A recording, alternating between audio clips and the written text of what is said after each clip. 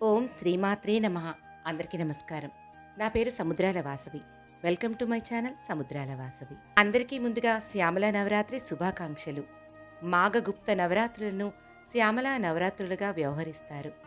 మాఘమాసం ప్రారంభమైన మొదటి రోజు అనగా మాఘశుద్ధ పాడ్యము నుండి నవమి వరకు గల 9 రోజులను మాఘ నవరాత్రులుగా శ్యామల నవరాత్రులుగా శ్యామలాదేవిని పూజిస్తారు.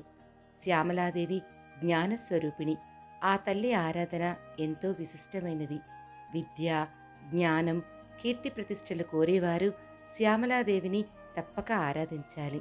శ్యామలాదేవి ఆవిర్భావం గురించి ఇప్పుడు తెలుసుకుందాం. మణిద్వీప నివాసిని జగజ్జనని అయిన లలితా త్రిపుర సుందరీదేవికి ఈ శ్యామలాదేవి మంత్రిని స్వరూపిణి. ఒకానొకప్పుడు విసుక్రుడు అనే రాక్షసుని సంహారంలో లలితాదేవి సంకల్ప మాత్రం చేత ఇరువురు శక్తిమూర్తులను సృష్టించింది. వారే శ్యామలాదేవి, వారాహీదేవి.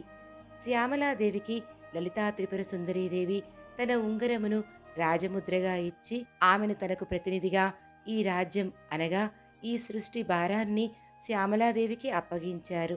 నాటి నుండి శ్యామలాదేవికి రాజశ్యామల అనే నామం ఏర్పడింది. వారాహీదేవిని లలితాదేవి సర్వసేనాధిపతిని గావించారు. లలితాదేవికి శ్యామలాదేవి మంత్రి అగుట వలన మంత్రిని అనే మరొక నామం కూడా ఆ తల్లికి వచ్చింది. పూర్వం ఒకసారి మతంగ మహర్షి రాజశ్యామలాదేవిని కూతురుగా పొందాలని కఠోరమైన తపస్సు ఆచరించారు.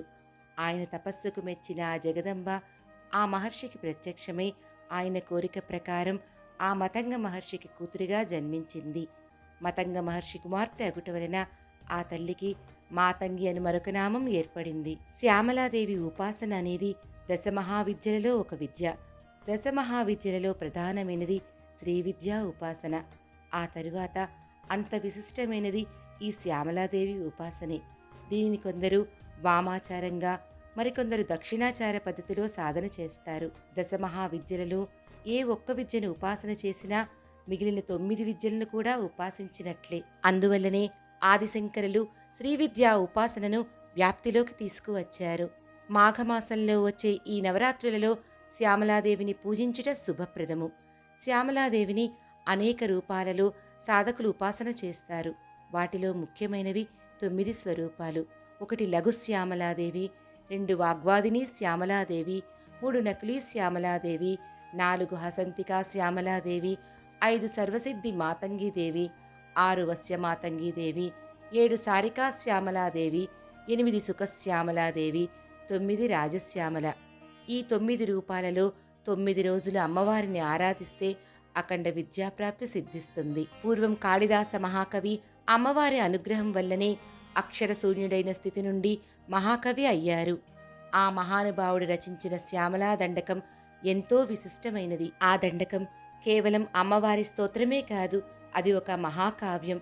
కాళిదాస మహాకవి శ్యామలా దండకంలో అమ్మవారి స్వరూప వర్ణనను, అమ్మవారి నివాసమును, అమ్మవారి పరాక్రమమును, అమ్మవారి పరివారమును, ఒకటేమిటి అమ్మకు సంబంధించిన అన్ని విశేషములను దండకంలా వర్ణించిన మహాకావ్యమే శ్యామలా దండకం.